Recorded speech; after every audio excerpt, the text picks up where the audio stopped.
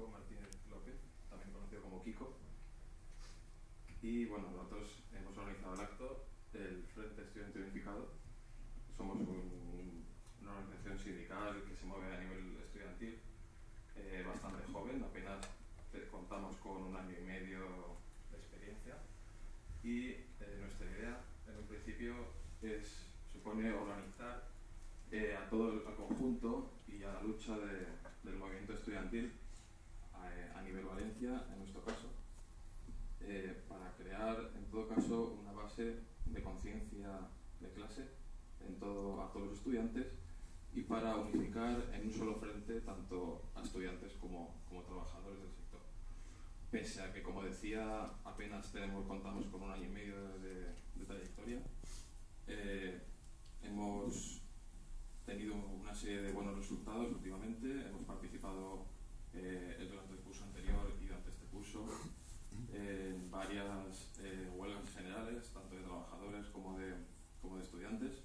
Y bueno, también hemos obtenido recientemente, hace unos meses, unos buenos resultados también en las elecciones de claustro y de junta de toda la Universidad de Valencia. Y al mismo tiempo nos organizamos junto a otras organizaciones de todo nivel país valenciano en un único frente que se llama, como podéis comprobar ahí, en esa no, en otra, el Frente Estudiantil para el País Valenciano. Pero bueno, hoy quizás no es el lugar adecuado para hablar de nosotros, sino que hablamos mejor de Kiko, ¿no? Simplemente, en realidad, nuestro ponente no necesita casi presentación y seguro que se presenta mejor que nosotros le conocemos. Pero bueno, es conocido como un histórico, un guerrillero antifranquista durante la época de la dictadura y, pese a sus 86 años, es todo un ejemplo de lucha por la memoria histórica, dado que, como me estaba comentando antes, preside aquí en el País Valenciano la asociación Guerra y Exilio Memoria Histórica, que además se organiza también a nivel estatal e incluso cuenta con socios fuera del Estado. Pero bueno, quería ser breve únicamente y solo transmitirle que es todo un honor contar con un personaje como Kiko y es todo un ejemplo de lucha, de combatividad y sobre todo de organización que tanto se necesita hoy en día. Así que gracias a todos y os dejo con él.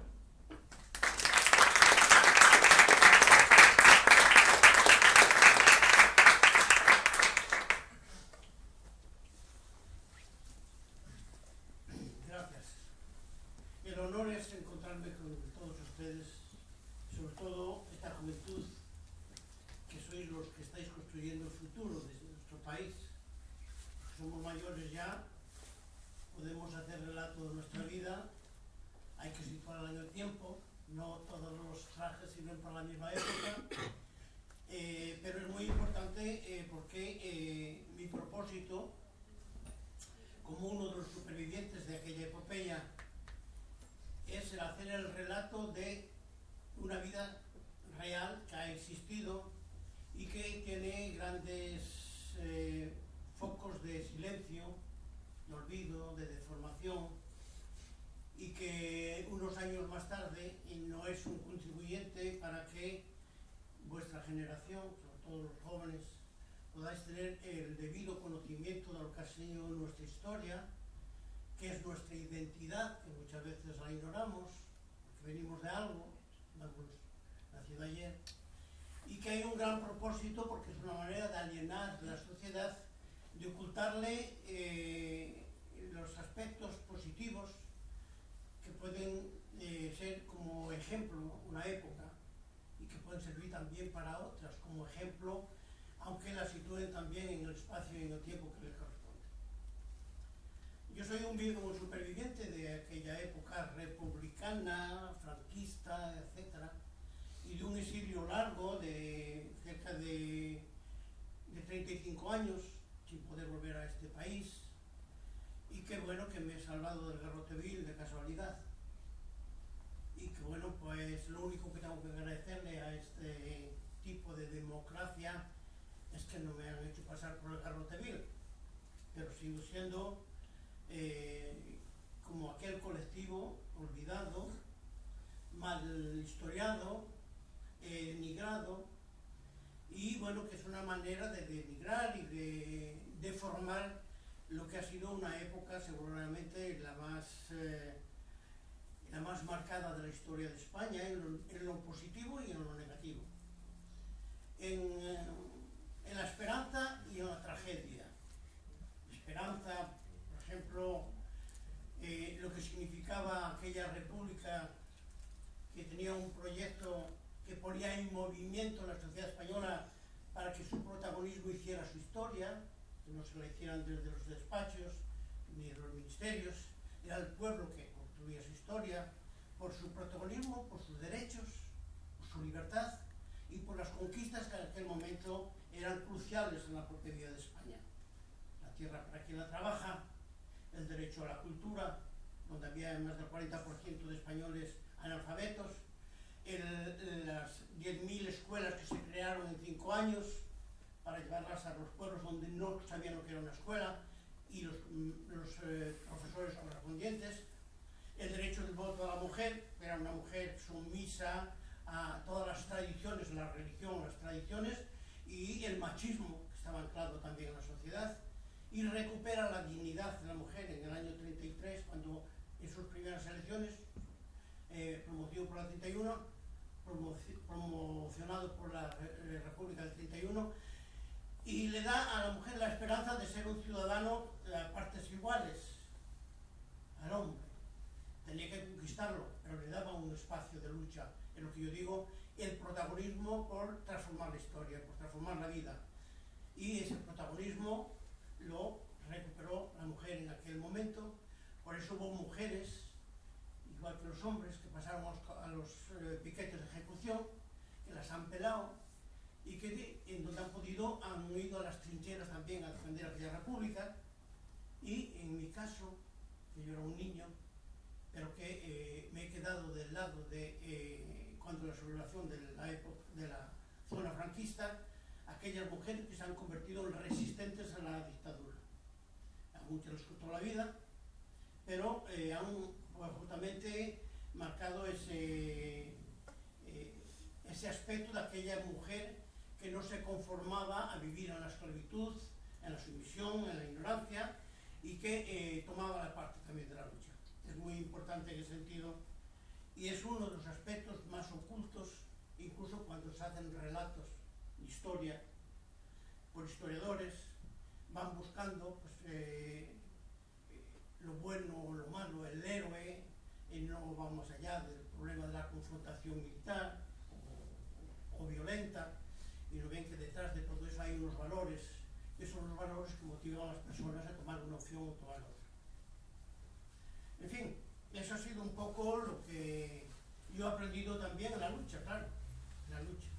Para mí fue, vosotros tenéis la suerte de tener una universidad que os forma justamente para afrontar el porvenir.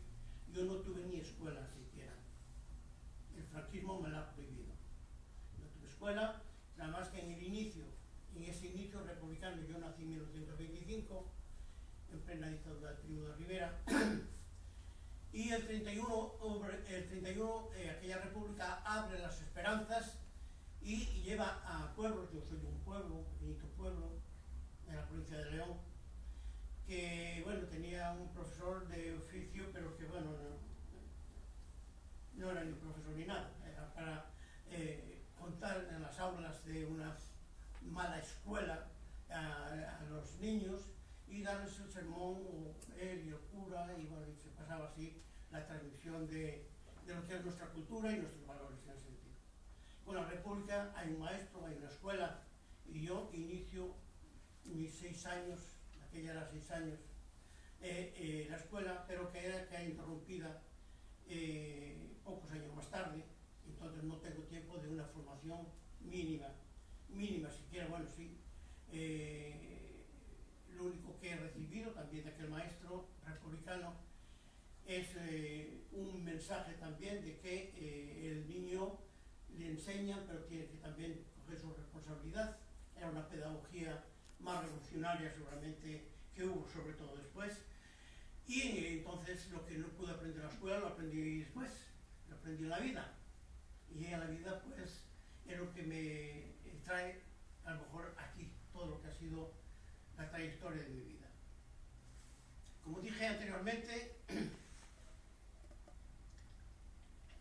después de ese inicio republicano, en donde era la esperanza para niños y mayores, para los campesinos que necesitaban la tierra para quien la trabaja, los obreros que estaban humillados y sin derechos a las empresas y el derecho a tener también su derecho de expresión y de reivindicación a las empresas sin que fuera un delito, y el problema de el que quería también dejar de ser analfabeto, utilizar también incluso lo que fueron un hecho histórico también en la vida de España, las misiones pedagógicas que muchos estudiantes como vosotros y muchos intelectuales recorrían pueblos de toda España para llevarles el saber a esos pueblos que no sabían. Hacer clases, no solamente de enseñanza primaria, sino también de teatro, de cine, de muchas cosas, de manera de llevar la cultura a una sociedad para que sea más culta y sea más capaz de crear un porvenir en mejores condiciones. Son aspectos en todavía que, bueno, que cultivé. Seguramente si yo no hubiera tenido una vida que me permitía cultivar esos inicios, a lo mejor yo no los hubiera tenido tan en cuenta. Mi vida me ha permitido de ir cultivando también todos aquellos inicios, incluso cuando era un niño. Pero hay otros aspectos que se juntan a todo eso, que es la tragedia, aparte de ese entusiasmo y esa cosa que había en el pueblo español en aquel momento, es la tragedia que inmediatamente se crea con la sublevación y la confrontación armada en contra de un gobierno legalmente elegido en 1936. Yo, niño, que ya había tenido algunos ejercicios de trabajo clandestino, porque yo nací en la provincia de León, una región minera.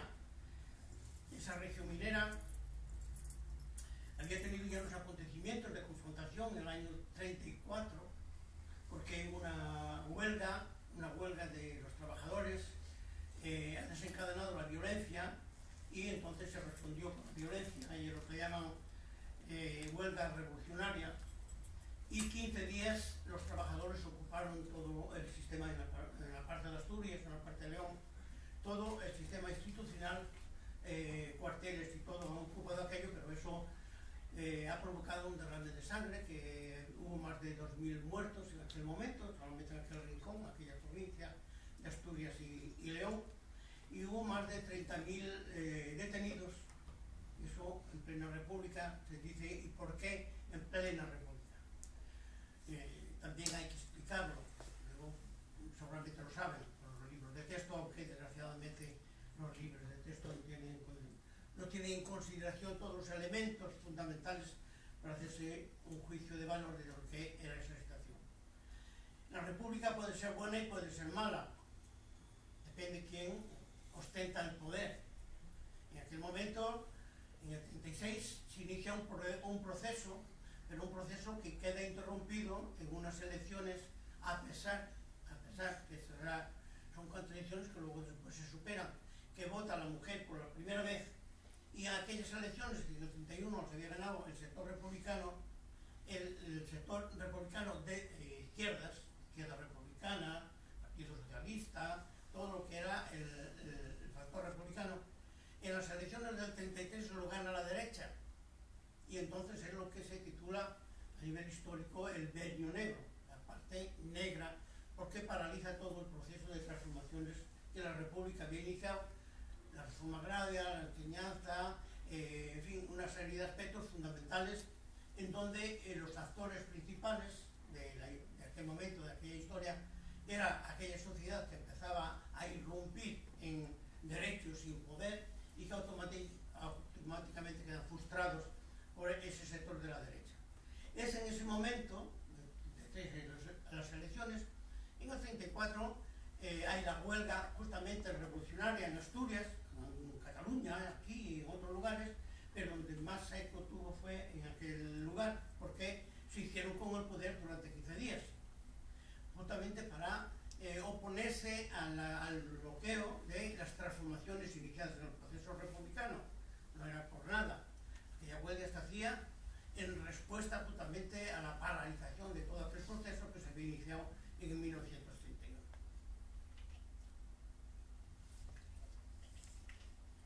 La burguesía financiera de aquel momento, los terratenientes, la Iglesia, que rompía con ciertas tradiciones, se había entrado en un sistema laico, y eso le costaba mucho asumirlo a la propia Iglesia. Pues no pudieron tolerar de que el pueblo fuera actor justamente para su propia emancipación, rompiendo con los viejos vicios y la esclavitud del pasado. Y es en ese momento que hay la sublevación, en 1936, contra un gobierno, Frente Popular, que se había hecho fundamentalmente una alianza de todas las fuerzas democráticas, que se llamaban democráticas y de izquierdas, como un objetivo fundamental, seguir las reformas de la República, pero también el poder sacar de las cárceles a más de 35.000 detenidos en todo aquel proceso del 34, confrontaciones que no fue solamente en aquella zona, también las hubo en otras zonas, y que había más de 35.000 detenidos. Sacar los presos a la calle y iniciar otra vez las reformas de la República y con todos los derechos adquiridos y que había dado la República. Y eso se llamó Frente Popular. Ese Frente Popular va a las elecciones y gana las elecciones y automáticamente se pone en marcha otra vez la reforma agraria, el problema de la enseñanza, el problema de todos los problemas que estaban pendientes sin resolver porque nada más se habían iniciado y se habían resuelto alguna cosa, pero mínimamente cosa. Se hace la sublevación porque no lo puede tolerar esa clase potentada, no puede tolerar que el pueblo sea capaz de limitar justamente ese grado de explotación y de humillación, y entonces se sublevan contra el gobierno legalmente elegido. Eso ya lo conocerán en los libros de historia, como se llaman guerra civil. Nosotros decimos no era una guerra civil, porque Franco, para sublevarse, se sirvió de una parte del ejército, pero se sirvió también de potencias extranjeras, Alemania, Italia y Portugal. Sin esa ayuda nunca hubiera terminado. ¿Con quién? No con la mayoría del ejército, pero sí con un pueblo que inmediatamente, espontáneamente, fue a defender lo suyo, a defender lo que garantizaba su vida digna, que era la República, aquellas transformaciones. Por eso hubo una confrontación de una parte del ejército, claro, con otra parte también que quedó en la República, pero la mayor parte fue con la sublevación, pero sobre todo con el soporte y la ayuda material que le daba Alemania, Italia y Portugal. Y así hay una confrontación que ellos lo llamaron guerra civil, y no era guerra civil porque no era el encuentro entre los españoles, era ya luchar contra un ejército. Y bueno, que podemos señalar que luego después en la propia estrategia de la guerra mundial, la Segunda Guerra Mundial, era el inicio, justamente los alemanes tenían necesidad de experimentar también su capacidad bélica en un país que se lo permitía, que fue Franco, claro. Y pues hubo Guernica, y así hubo y hubo Barcelona, hubo Madrid, bombardeando a la propia población y haciendo un masacre como han hecho en aquella guerra. Y todo eso es la tragedia, así empezó la tragedia. Faltos de poder también internacional, la República sucumbe justamente a esa fuerza internacional que quien pierde es el pueblo español, aunque en una parte podría llamarse franquista, pero la esperanza, aquella esperanza de las transformaciones y el protagonismo por cambiar la vida, se agotan y se pierden, pues eso, en los campos de concentración, en las cárceles, en las cunetas y en el exilio.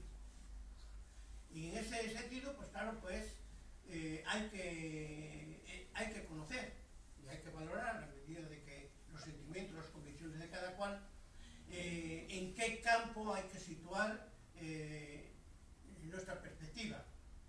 Yo, como niño un poco de iniciación a la República, con unos padres que eran republicanos, pobres, y que necesitaban justamente una sociedad más progresista en condiciones, también me transmitieron un poco de su capacidad de sensibilidad en el orden de lo que hay que anhelar en la vida, pero lo que hay que construir. Construir quiere decir participar. Si no participas, no construyes. Si no construyes, pues automáticamente no puedes adquirir a lo mejor las aspiraciones a las cuales se lo puede tener. No hay milagros, hay que conquistarlo con todo. Y entonces, en ese sentido, pues tuve una opción de niño. Y la opción es en aquella región, en la región franquista, como empezaron inmediatamente a asesinar a las personas, algunos se pudieron escapar, pasar al campo republicano, todos lo han podido, pues ahora, 70 años más tarde, se está hablando de fosas comunes. Pues sí, fosas comunes. Hay fosas comunes por todas partes, como si hubieran plantado árboles anónimos. No se sabe lo que son. Son fosas comunes. Es eso, es la manifestación de un régimen que se impuso justamente por eso. El asesinato, eliminar al contrario. Y no tenían piedad. Y todo aquel que tenía más o menos, no hacía falta mucho, no hacía falta ser un gran revolucionario, que tampoco lo sabía, grandes figuras revolucionarias en aquel momento. Eran más que nada reformistas en una sociedad de clases, en donde, bueno, lo que se pedía no era cambiar todo el tipo de sociedad, sino mejorar aquellas condiciones de vida. Y bastaba eso para ir a la cuneta. En el primer periodo, en aquel lugar, no había ni cárceles, no hacía falta cárcel. Si sacaban, venían los grupos de aquellos falangistas de primer momento que se apuntaron. No sé si tenían ideología o no, pero sí tenían pistola, se les ha dado una pistola y la persona que tal, por deseos de aquellos grupos, le pegaban 4 tiros, lo dejaban en una cuneta, lo dejaban en un rincón y que vinieran los vecinos a poder enterrarlos.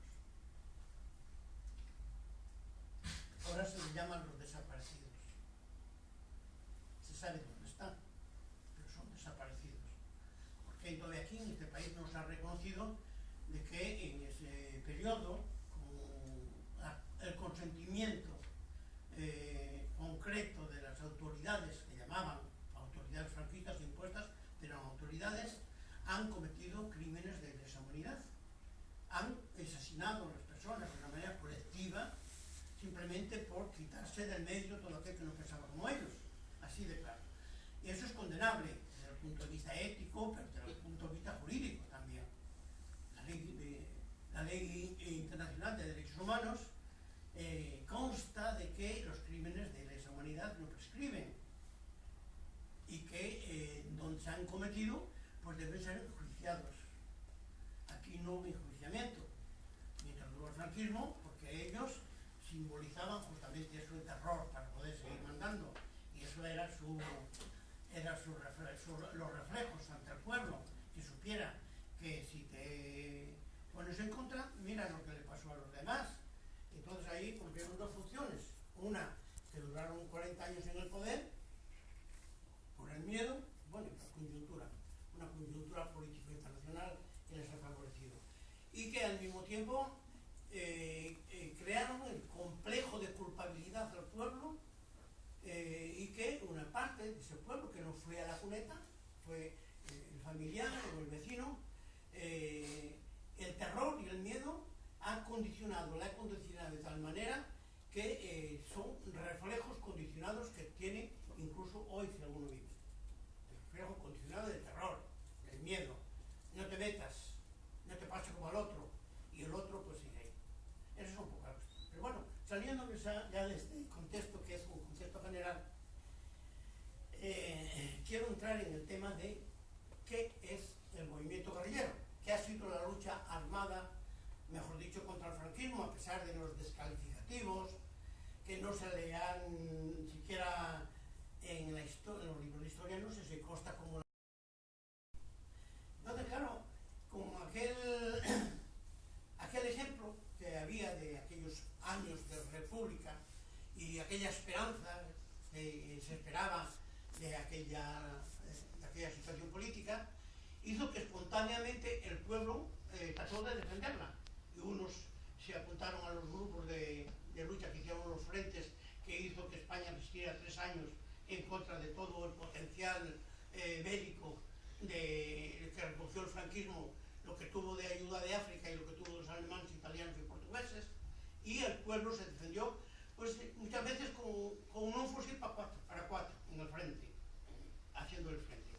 Pero así resistió. Pero exactamente como esa espontaneidad del pueblo a defender lo suyo, en aquella parte que fue ocupada inmediatamente por el franquismo, todas aquellas personas que pudieron escapar a la muerte, pues huyeron, se escondieron, y poco a poco fueron creando las condiciones de no solamente esconderse, sentirse en la obligación, igual que estaban haciendo en el Frente Republicano, de hacer también resistencia. Entonces, a medida que pudieron ir consiguiendo armas, se van consiguiendo armas y se enfrentan los diferentes grupos y se organizan para hacer frente justamente de la retaguardia al franquismo. Esa fue un poco la historia de cómo surge la resistencia armada al franquismo. Bueno, hay historiadores que dan modelos hechos casi en Moscú, que no tienen nada que ver con la realidad de cómo espontáneamente el pueblo se organiza sin esperar que ningún Estado mayor tenga que decir cómo se maneja el fusil y cómo hay que defender al enemigo. Eso lo hace en la práctica. Entonces, en aquella zona de la provincia de León y Asturias caen en el 37, octubre del 37, año y medio en donde los republicanos tienen el poder. Entonces, claro, se quedan, cuando las fuerzas franquistas ocupan Asturias, quedan más de 15 o 20 mil combatientes republicanos que, bueno, tratan de no dejarse caer prisioneros, quedan por los montes, y muchos se entregan, porque hay un bando, en el momento de acabarse la guerra hay un bando, ya allí en el 37, dice que no tenga las manos manchadas de sangre que se entregue, que no le pasará nada, pero se entregan y van a la coleta. Bueno, allí se les hacen juicios sumarísimos, que anteriormente no se lo hacían, empiezan a hacerse en ese momento juicios sumarísimos, se le busca cualquier disculpa, tiene un delito y se le fusila. Y se le fusila con este juicio sumarísimo, en donde no tiene más defensa que la que le pone el propio enemigo. Le pone un militar cualquiera como defensa y le condena a muerte y le fusilan. Y los que no fusilan, pues lo meten en campos de concentración de trabajadores esclavos, trabajar en las minas, sin salario, hacer el Valle de los Caídos o hacer el canal de los presos de Andalucía. Hay toda una historia de la esclavitud dentro del franquismo que tampoco está historiada. Tampoco está historiada. Y hay una razón que no está historiada. Hay una razón que Franco se ha muerto en la cama. No fue como Hitler. Él se murió en la cama, aquí no hubo proceso de Nuremberg, no hubo nada. Automáticamente hay una historia escrita por los franquistas. Y redundada ahora en lo que llamamos de democracia por el revisionismo, que cuenta una historia no como ha sido real, sino como la interpretan desde la óptica de la ideología franquista. Es difícil hacer fuerza a eso. Bueno, yo en el espacio de lo que puedo transmitir, yo no soy un historiador, no puedo globalizar el concepto histórico. Entonces, me someto a lo que he vivido. Y ahí no me pueden rebatir, claro. Es una vida que la he vivido. Y podemos constatarlo. Entonces, es un poco a lo que me dedico. Es mi obligación. Soy un superviviente de aquella epopeya, la mayor parte quedaron en el camino. Y automáticamente, por convicción ideológica, pero también casi como un deber afectivo de mis camaradas, mis compañeros que cayeron, orgullosos de estar luchando y sabíamos que íbamos a morir, nadie pensaba salvar de aquella contienda, sobre todo en los años 50, y el hecho que por casualidad yo haya sido un superviviente, me siento en una obligación complementaria, convicción ideológica, convicción de valores, pero también deber hacia una verdad que se oculta y que tengo la obligación de decir, claro, la obligación de manifestar. Y ahí sí que no me pueden rivalizar los historiadores, ni los revisionistas, ni los buenos historiadores honrados que no tienen las fuentes de información suficientes para poder narrar la historia con realismo, objetivamente, porque no tenemos unos archivos todavía en este país. Muchas veces nos parece que estamos en la perfecta democracia. No hay archivos civiles aquí, en donde, bueno, primeramente habría que depurar los archivos que hicieron franquistas, en comisiones de la verdad, y una vez depurados, que tenga el mismo nivel de expresión el fascista que hizo el informe contra alguien que lo condenaba porque tenía ideologías diferentes y que le podía atribuir no importa qué, y el que sufrió las consecuencias de la tortura y de la cárcel y de la represión. Entonces, cuando estemos en un estado de igualdad, se hará una historia que ni sea la de uno ni sea la del otro, sea una historia imparcial en donde sea objetiva y real. No tenemos una historia objetiva, incluso te digo en las mejores condiciones, porque el historiador le limitan ya el acceso a todas las carpetas de los archivos, que dan las que les conviene, porque están en manos de la Guardia Civil y del Ejército, y hay una parte importante, la más importante, que no está desclasificado, a pesar que pasaron más de 30 años, y normalmente en un país democrático a 30 años el archivo debe estar desclasificado para que todo el mundo lo consulte. Aquí no es el caso. Y entonces automáticamente tampoco se hizo una gran labor de hacer la historia oral, que se dice buscar los testimonios de la historia y ser capaces de sintetizar a partir de diferentes experiencias lo que había sido la realidad de nuestro pasado, que se ha ocultado porque no hubo libertades, hubo represión y no hubo libertades. Entonces, el deber, ya me pongo en la época contemporánea, el deber de un Estado que pretende ser un Estado de Derecho, tiene la obligación de buscar la objetividad de la historia y no decir, bueno, pues ahora ya pasaron los años y ahora no revolver las cosas porque vamos a lograr una parte de la sociedad. Como cuando dicen, no hablemos del pasado porque no hay que abrir heridas. ¿Qué es eso de abrir heridas? No hay derecho desde el punto de vista humano, pero desde el punto de vista intelectual es condenable. ¿Cómo le puedes negar a la sociedad, a vosotros, sois los jóvenes, los que estáis estudiando, los que necesitáis conocer cuál ha sido la vida de vuestros antepasados, lo bueno y lo malo, y ser capaces de hacer vuestras propias conclusiones, tener conocimiento de las cosas, ser mayores de edad, no que nos digan lo que les parece? Bueno, pues España vive todavía así, bajo esas condiciones. Y es lo que nosotros nombramos, ahora, en esta época. Yo llevo casi 30 años trabajando en este tema de transmisión de memoria histórica. Bueno, transmisión, yo transmito lo que sé, no puedo transmitir lo que no sé, pero son los elementos más ocultos, más despreciados por las instituciones, y en donde le sirve de instrumento para que la sociedad no tenga el arma suficiente para, a partir de la experiencia del pasado, ser capaces de ser protagonistas a crear su futuro, su presente, su futuro. Y eso es lo que molesta mucho, y no estoy en la clandestinidad, pero casi estoy. Bueno, yo y mis compañeros ya somos pocos, desgraciadamente, pero que nos han orillado completamente, y bueno, hemos hecho una asociación, trabajamos en la asociación, no nos lo pueden impedir, nos lo impidió Franco, no nos lo va a impedir esta república, de poder hablar y de transmitir. Y entonces pues yo hice, cuando he visto, por ejemplo, a partir cuando la transición, yo estaba en el exilio, Yo me exilié en el 51, último 51, no 52. Con toda una serie de problemas para poder llegar allá fuera de las fronteras de España. Entonces siempre estás alentando la esperanza. Claro, yo vivía aquella época, yo no vivía la otra ya, pero estaba pendiente.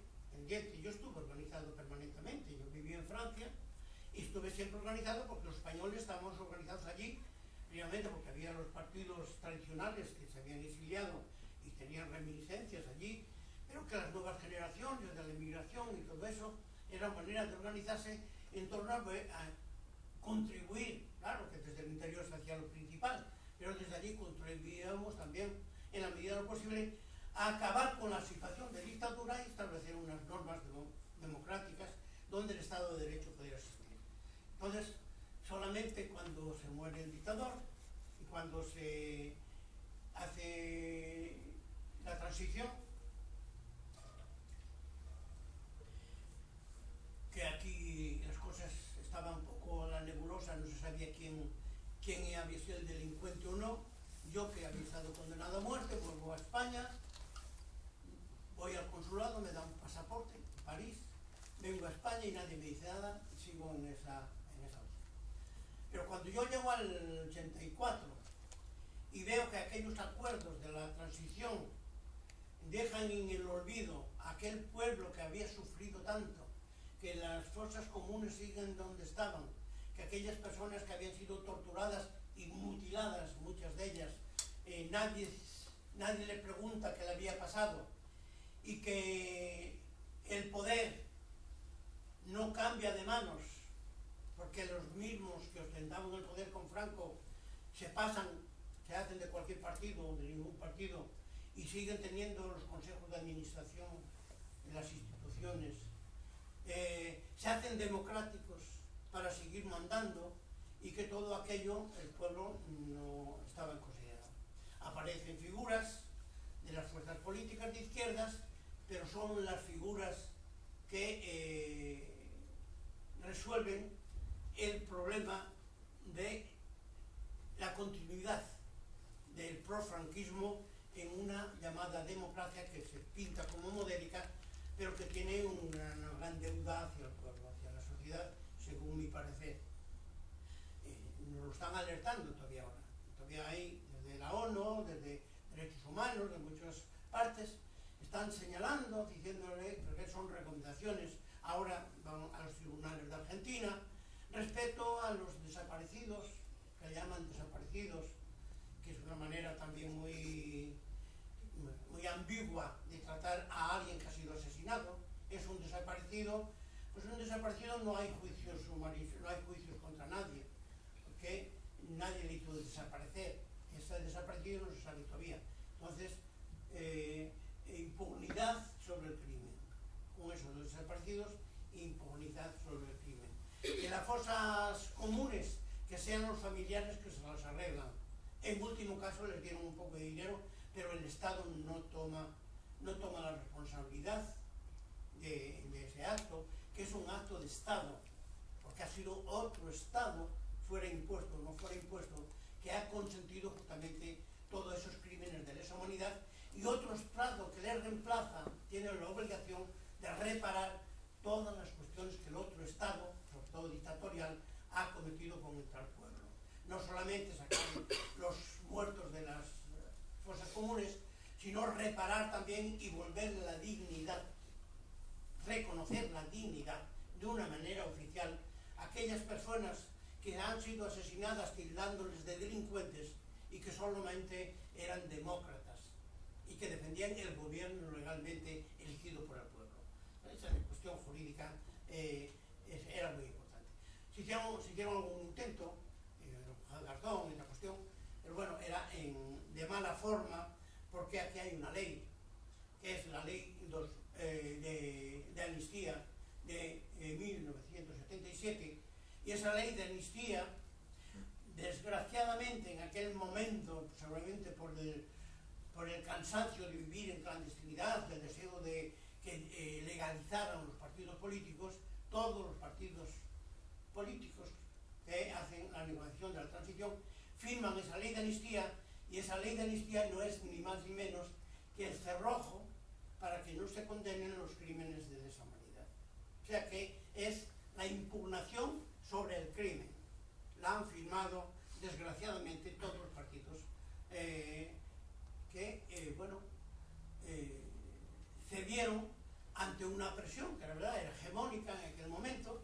El Estado franquista todavía tenía todos los poderes en sus manos, y entonces simplemente por una pequeña libertad de legalización se firma esto, y estamos en esas. Nuestra asociación ha presentado, nuestra asociación AGE a nivel nacional, después de todas las reflexiones, de un trabajo que hemos hecho recogida de testimonios, que los tenemos además en archivos que no son los archivos de la Guardia Civil ni del Ejército, los tenemos en París y los tenemos en Cataluña, en el Archivo Nacional de Cataluña, archivos que hemos ido recogiendo con este trabajo que hacemos, que sentimos como obligado, de testimonios de todas aquellas personas que sufrieron las consecuencias del franquismo, o bien que estuvieron en la cárcel, o bien que han sido torturados, o bien que tal. Pero oficialmente esos testimonios nos han recogido. Entonces, estamos en ese trabajo. Nosotros, cuando creamos la asociación, que la creamos en 1996 ya, después de una mini asociación que creamos los exguerrilleros en París para hacer los primeros trabajos de reivindicación, reconocimiento a nuestros compañeros, crear monumentos, algo en donde había visto la muerte de compañeros, pero que bueno, aquí hicimos un poco, pero quedó así, no teníamos fuerza suficiente en la sociedad para que se abordase a nivel general. Pero nuestra asociación en el 2001 elabora un anteproyecto no de ley en donde tenía una aspecto reivindicativa y la otra parte de transmisión valores, que es eso. No basta decir que me reconozcan si no saben quién eres. Primero hay que identificar las personas. Los mártires hay que identificarlos, si tenían delito o no tenían delito. Y lo primero que hay que hacer, si no hay delito, primeramente hay que justamente anular esos juicios humanísimos que les han asesinado sin delito, y tener una política de reparación fundamental en la dignidad de las personas y en los sufrimientos de las personas en la medida de lo contrario. Y entonces en ese proyecto no de ley, que ve, desgraciadamente, yo que estoy en un partido político, yo estoy en el Partido Comunista, yo fui comunista desde niño, y bueno, pues es mi cultura y mi esperanza también en el Partido Comunista. Pero el Partido Comunista, igual que el socialista, igual que vosotros, entraron en la combinación de la transición y dejaron en el camino ese patrimonio. Para mí es el patrimonio más rico que puede tener una sociedad, de las personas que son capaces de no esperar que le resuelvan los problemas a los ministerios, que son actores justamente para resolver los problemas de la sociedad.